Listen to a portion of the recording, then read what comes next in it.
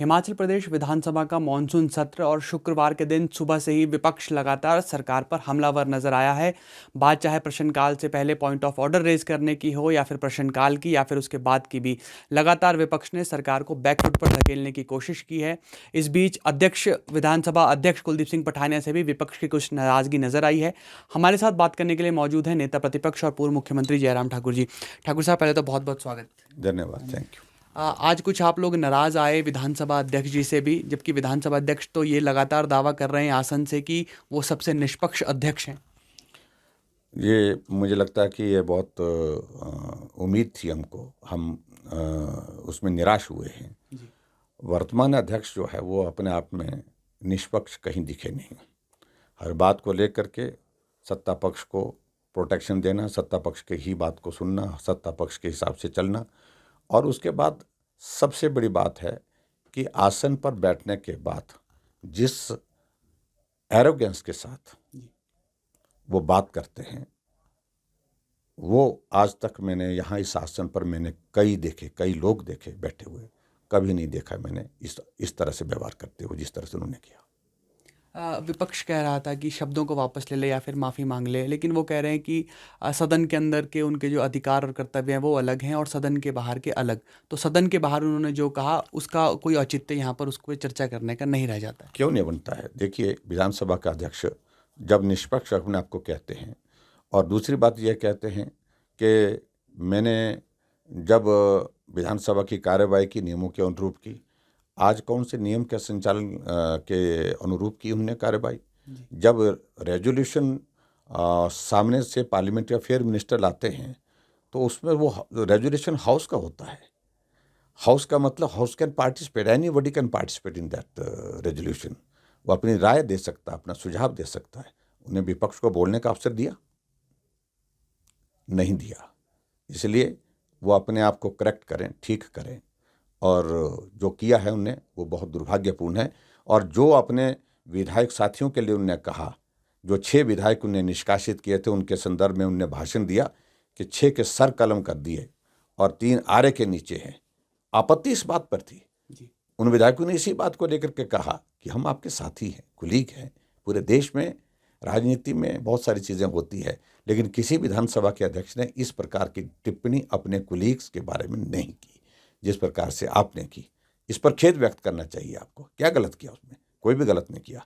और उसके बाद उनका एरोगेंस देखिए कि मैंने जो कहा ठीक कहा, उसके बावजूद भी बोल रहे हो ठीक कहा। और हैरानी इस बात की, मुख्यमंत्री भी कह रहे नहीं, उन्होंने जो भी कहा ठीक किया। क्या ठीक किया? ये शब्द कहे जा सकते किसी व्यक्ति के लिए? ये मानवीय दृष्टिकोण से ही ये कहना उचित होता है। सर कलम करने का मतलब क्या होता है?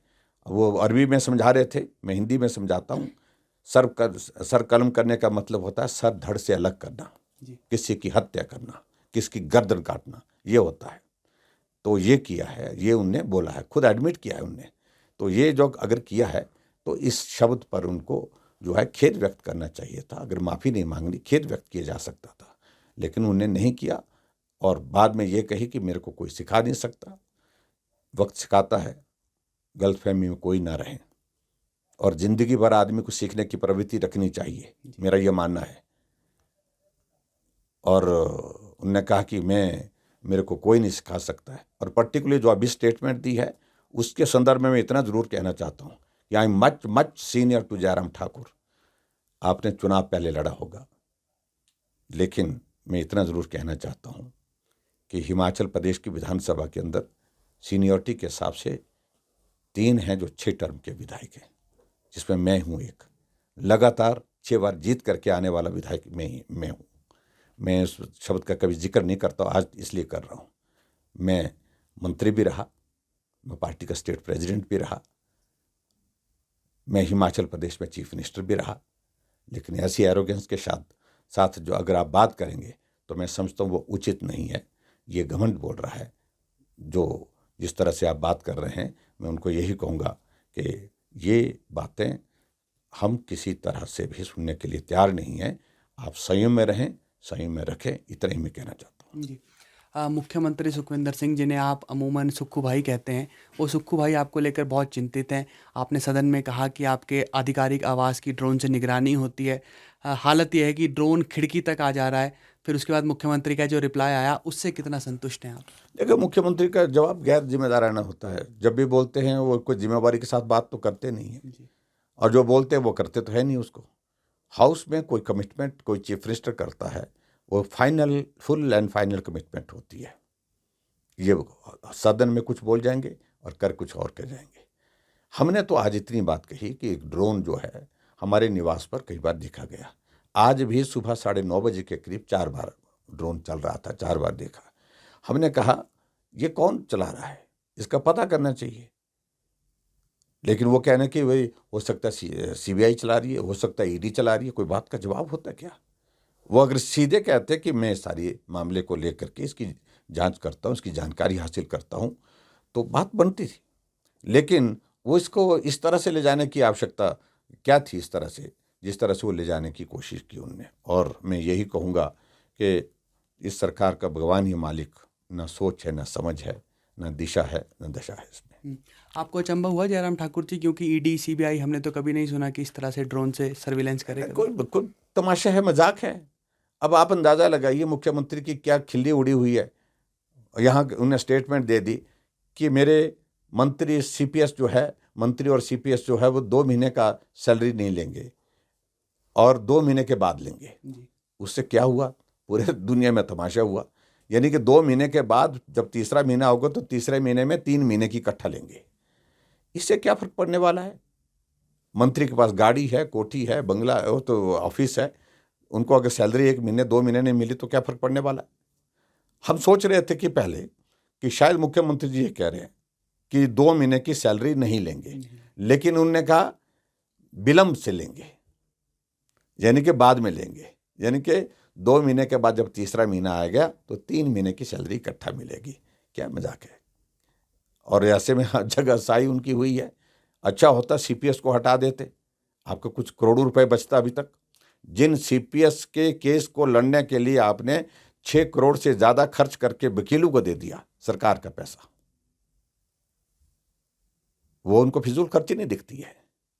और ऐसे में जिस तरह से आज उन्होंने जवाब दिया है, ये हास्यास्पद है। और मैं यही कहूँगा कि बहुत दुर्भाग्य है इस प्रदेश का जब इस सोच के साथ लोग काम करने के लिए सत्ता में आते हैं।